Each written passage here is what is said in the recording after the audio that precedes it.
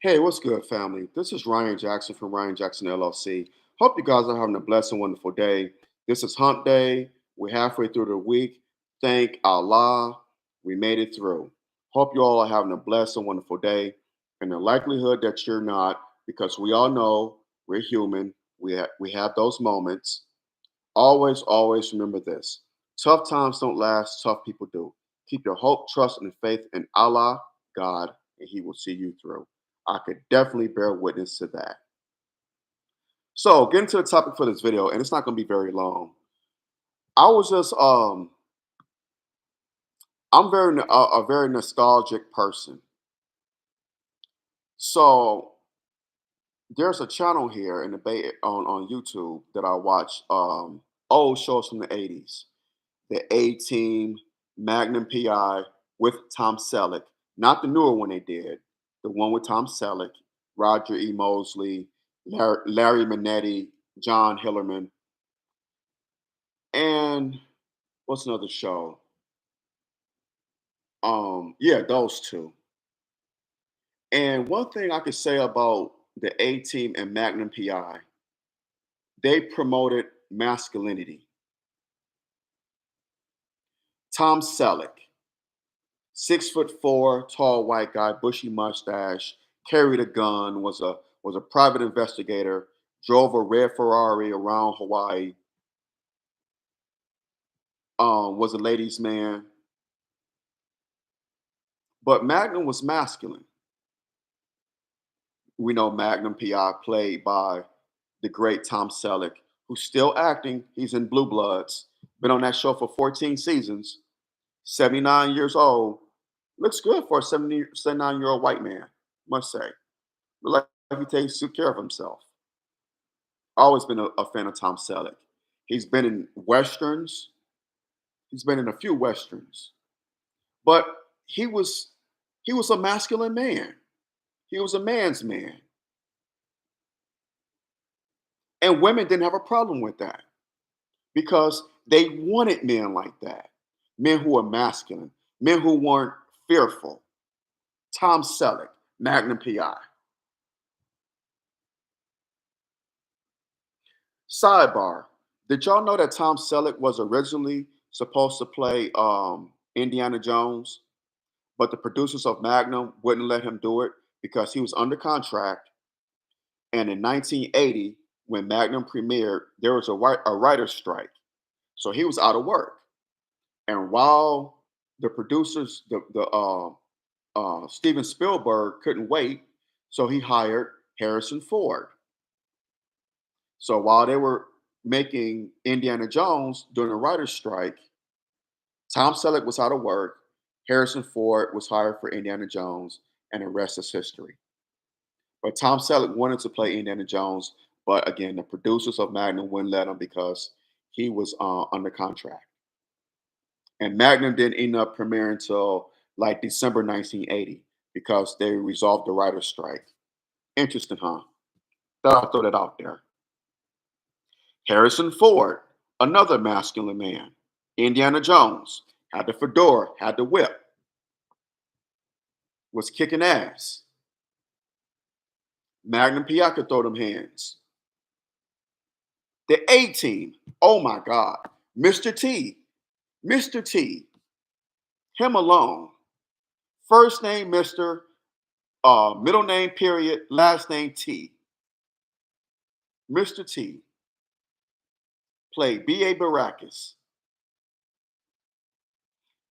where he was kicking ass, beating people up, throwing them through windows, through doors, breaking down doors. Mr. T was the epitome of toughness, of masculinity. George Pepper, who played Hannibal Smith. Dirk Benedict played Faceman. Dwight Schultz played Murdoch. These were masculine men. Also, check this out. So, Magnum, his buddies, TC, played by the late great Roger E. Mosley, who was a helicopter pilot. His other friend, Rick, Larry Manetti. On the show, They were Vietnam veterans. They were in the Navy. I think Magnum was a naval officer. If you look at his hat, he has a hat that says Da Nang. TC wore his Vietnam cap. They were Vietnam veterans because all these shows came on the heel of the Vietnam War. Vietnam, we pulled out of Saigon in 1975, so the early 80s, mid 80s, Vietnam was still fresh in the minds of the American public, even though it wasn't going on, but still. But you had the A team, they were Vietnam vets. Well, they were actually deserters,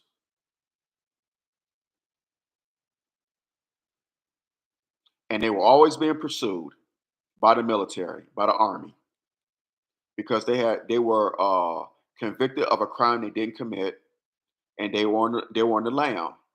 The whole series, Colonel Decker, Colonel Decker, Colonel Briggs was always chasing them around.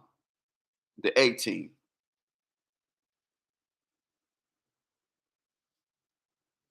they were renegades for hire. If you have a problem, if you can't solve it, if you can't go to police, you may want to hire the A team. Y'all remember that? They were Vietnam veterans, Army, Colonel Hannibal Smith, played by George Pepper, Sergeant B.A. Baracus, played by Mr. T. Mad Dog Howley Murdoch was a pilot. He was loony and silly. He was comical, played by Dwight Schultz. First Lieutenant Face, played by Dirk Benedict. Face Man. They were masculine men. J.R. Ewing. J.R. was a womanizer, but J.R. was masculine. J.R. had courage. Bobby, talking about the TV show Dallas. Patrick Duffy, the late great Larry Hagman, played J.R. Ewing. They were masculine men. Bobby was a cowboy. He used to herd the cattle and and sometimes go into Ewing Oil and handle business. JR was a womanizer. JR whole thing was business, but JR had courage. The A team had courage. Magnum PI had courage. Tom Selleck's Magnum PI, not the one they redid, not that garbage. Hunter, the police show, Hunter, played by Fred Dreyer. This dude, 6'6", 250 pounds. He played for the LA Rams. Hunter was like a 1980s version of Dirty Harry. Always getting in trouble, always breaking the rules, or in that gray area. Hunter was beating people up. He was kicking ass and taking names. Masculine man, Fred Dreyer, former football player, had courage. What happened to masculinity being promoted on TV? What happened to it? Where did it go? We promoted everything else but masculinity. For me as a child coming up in the 80s, it did me so, it was so good to see masculine men on TV, Magnum PI, the A team, going to the movies, watching, seeing Indiana Jones, watching Hunter. It was PG-13 shows and movies. Dallas, even though Dallas had a lot of stuff that was kind of risque, but now it was kind of risque then, but it was allowed to go on. It was allowed to be shown on TV. Compared to compared to the stuff they have now, Dallas is kind of like the Waltons. But I was able to see that. JR, all about business. Bobby, all about family first, then business. Dallas has some good life lessons. It was good to see shows like that as a child. Knight Rider, Masculine Guy, David Hasselhoff, Michael Knight. It was good to see shows like this. The guy that played Ray Krebs, um, Steve Canale, he was a ranch herder, cowboy, masculine. He was Jock Ewing's illegitimate son from a previous relationship. That came out early in Dallas. I think season 3 or 4. I think season 3.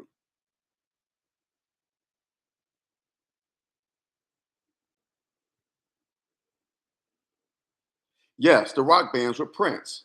Prince wore high heels and makeup. That's right. But, but Prince was masculine. Don't get it twisted. Rick James wore heels and had braids, had dreads, and had beads in his head, but was masculine. They never lost their masculinity. Never lost their masculinity. Never, ever, ever was it compromised. There was no ifs, ands, or buts about it that we thought Prince wasn't masculine. We knew he was a man. Women love Prince, love Rick James.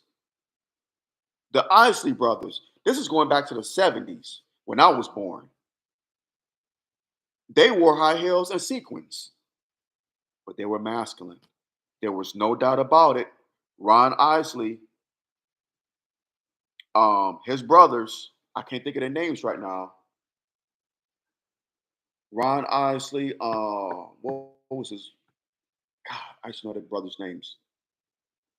They were masculine. Those brothers were masculine men. There was no doubt about it. None whatsoever. None. None whatsoever. Michael Jackson, MJ. People can say what they want to say about him. They said it then, they're going to say it in his death. Michael Jackson had courage. Michael Jackson wasn't on punk. That man had courage. That man went to Sony and told them and told MTV and Sony, because Sony owned MTV at the time when MTV started, if y'all do not play black videos, if y'all do not play the videos of black artists, I will pull my music from Sony. And guess what happened next? You start seeing Prince's videos on MTV. DeBarge, Janet Jackson. Later, it led to Yo MTV Raps. You're seeing more and more black videos. More the MTV embraced the hip hop genre. Thank Michael Jackson for that. That man had courage, and that's what masculinity is all about. We don't have that now. I feel sorry for our young children, our young men coming up, our young boys coming up. They don't have masculinity. They can't see it on the screen. Not that they should depend on the screen, not that they should only see it from there. It should be in the household, but we know we watch TV. We like to be entertained from time to time. Nothing wrong with that. We can't hang our hat on it and depend on that to raise our children, but it would be nice if it was shown, because if it's not in the household, a lot of these mothers are not telling their young boys, hey, son, I need you to be around a man to show you how to be a man. Whether it be their uncles, their grandfathers, an older cousin, an OG in the neighborhood that's doing the right thing, a male teacher, what so have you, a pastor, what so have you.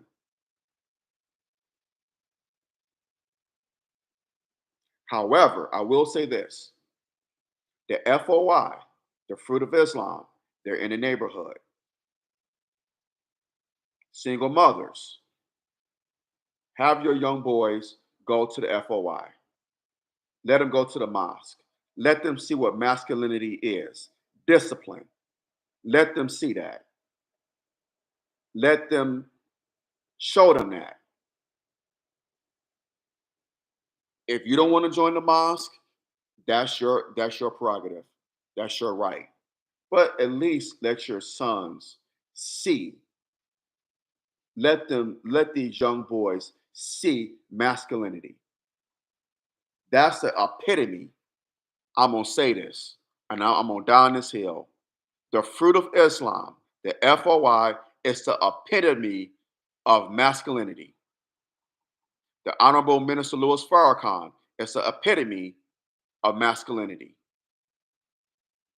Let them see the brothers out there in the streets. Let them see that. They're not gonna get it in the military. I mean, we think that.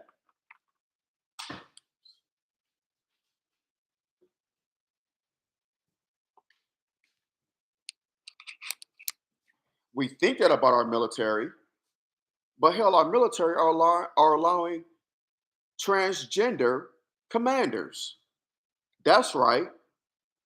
A transgender is in leadership in the military, in some units in the military. They're not gonna get masculine in the military. Now, back when I was back in the 1990s, yes, they promoted masculinity in the military. I went in almost 30 years ago. Almost 30 years ago. And a lot has changed in society and in the military in 30 years. Just look at it. Back when I went into the military, masculinity was being promoted. It was even promoted on TV. You had shows like New York Undercover. Great show.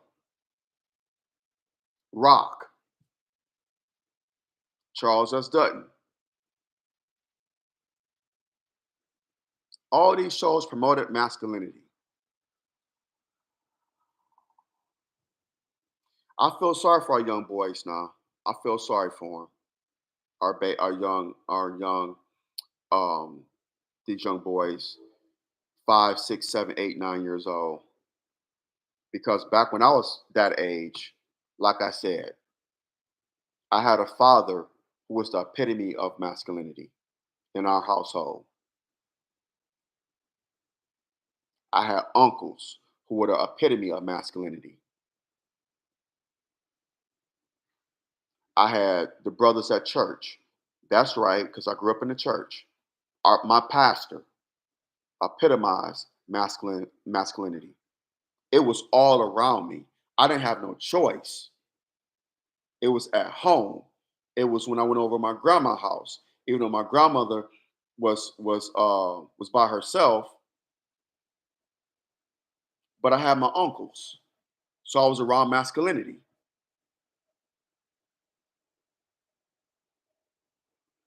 I had my grandfather, my father's father.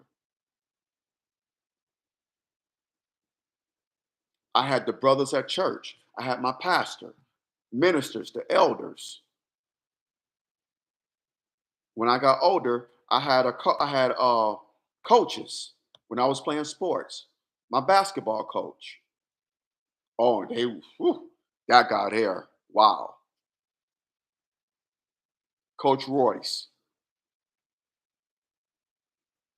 He was a former Marine in Vietnam and a Detroit police officer and our basketball coach.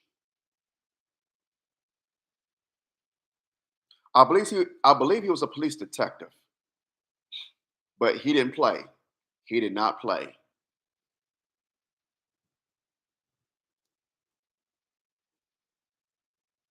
So I had no choice but to be a man.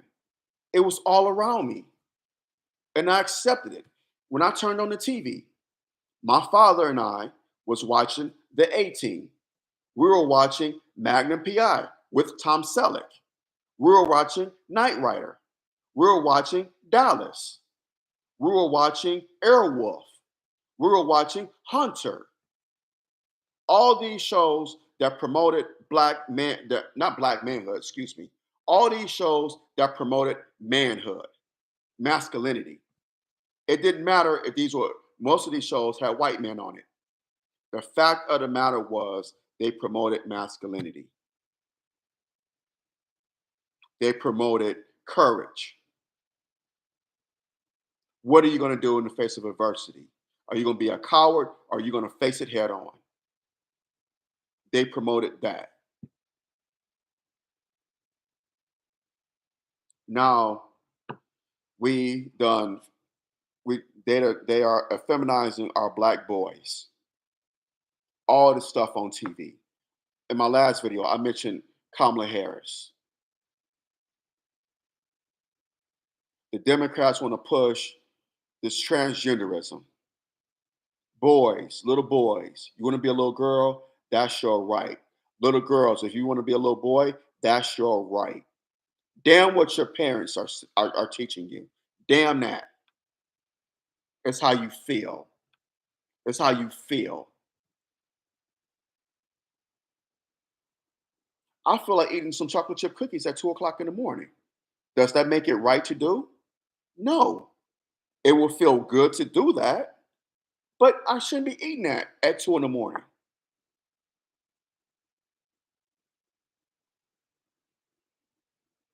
We have to stop with what feels good is the right thing to do. We have to get out of that mindset because what feels good is not right. It's not good. Guys that go out here and have sex with women, not using protection, or just having sex freely. It feels good. Yours truly did it. But when you do that, there are consequences. When you go out here and have sex with women, just letting your thing hang out, just slinging it around, there's STDs. There's also the chance you get these one of these women pregnant, and you got to deal with baby mama drama. So it's going to cost you money and heartache. Thankfully, by the grace of Allah, that did not happen to me. But what did happen, I was spending money foolishly. I was always broke. I was always broke. Imagine if I would have saved that money and invested it, or just say, you know what, I'm not gonna go out here and just spend money and just to get some, just to go out here, wine and dine with the whole goal of getting some. Your brothers made mistakes, and I admit it, but you live and learn. You don't repeat the same mistakes. Not everything that feels good is good, or it's the right thing to do.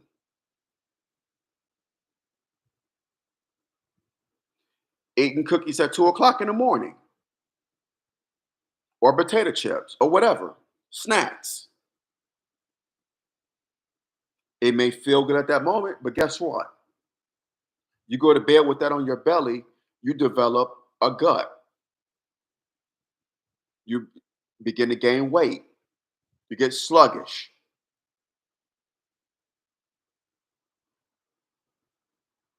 You develop health problems if you keep it up and up and up and up and up and up. It's not good. I can speak to that too because I used to snack. I still do occasion, let me be honest. And I gained a little gut and I have to do something about that. So I can admit it. I'm not perfect. I'm telling you the real. What I'm telling you is real. What feels good is not always the right thing to do. 9 times out of 10, it isn't the right thing to do. Our young boys have to learn discipline on top of being masculine. Discipline, discipline. My basketball coach taught us discipline. My dad at home, discipline, discipline. At church, discipline. It was all around me, so I had no choice but to soak it in. Hit that thumbs up button, smash that thumbs up button down, hit the subscribe button so you get notifications when I do videos on here. I had no choice.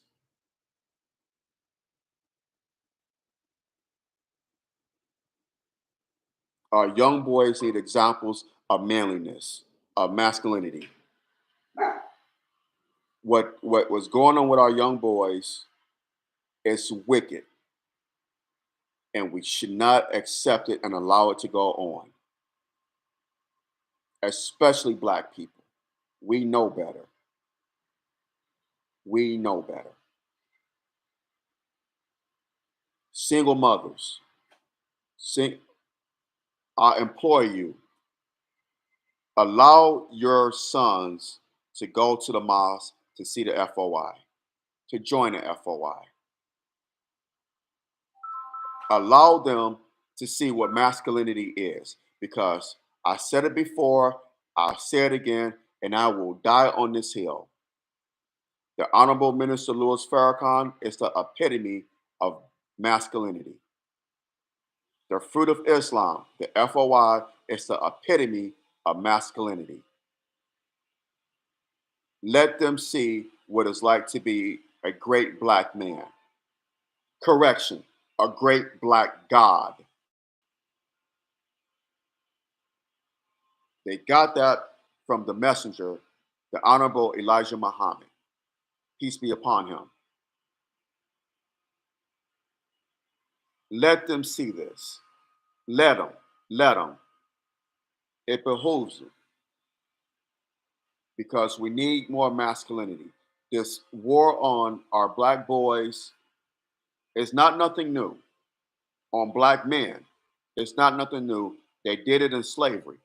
But with modern day technology, in this modern day era, it has ramped up. It's worse now than it was then, because now it's being promoted on the airwaves. It's being promoted in music.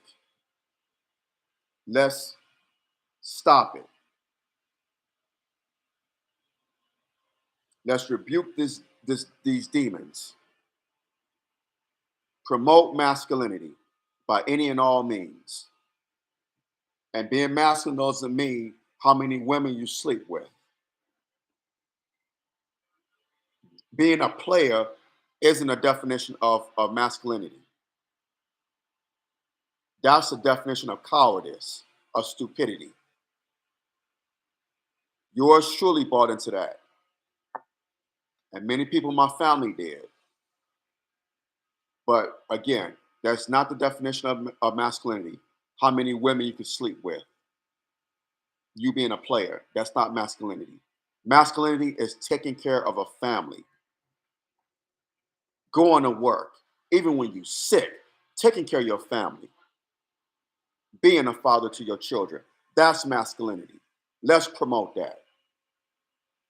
Being a defender of your home and of your family, that's masculinity. Let's promote that. I'm going to end there. Hit the thumbs up button, smash that thumbs up button down, hit the subscribe button so you get notifications on the new videos on here. I love y'all.